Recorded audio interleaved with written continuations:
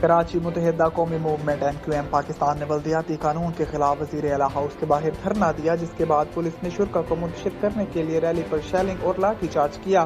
اس موقع پر پولیس کی بھاری نفری موجود رہی اور ریلی کے شرکاء کو منتشر کرنے کے لیے بدترین لاٹھی چارج اور شیلنگ کی اور مظاہرین کو وزیر اعلیٰ ہاؤس سے پیچھے دھکیل دیا، جس کے بعد NQM کے کارکنان منتشر ہو کر پریس کلب پہنچے۔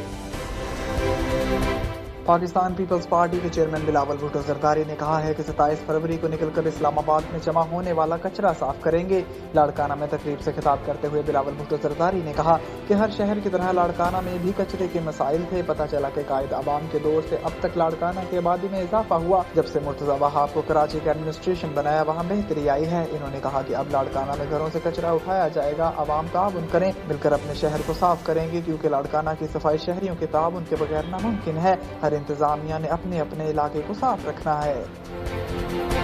وزیر اعظم عمران خان نے سابق DG نیب بریگیڈیئر مصدق عباسی کو مشیر برائے داخلہ و احتساب مقرر کر دیا ہے۔ تفصیلات کے مطابق وزیر اعظم نے بریگیڈیئر مصدق عباسی کو مشیر برائے داخلہ و احتساب مقرر کر دیا ہے اور ان کی تقرری کا باضابطہ نوٹیفیکیشن بھی جاری کر دیا گیا ہے۔ بریگیڈیئر مصدق عباسی کو شہزاد اکبر کی جگہ معاون خصوصی برائے احتساب مقرر کیا گیا ہے۔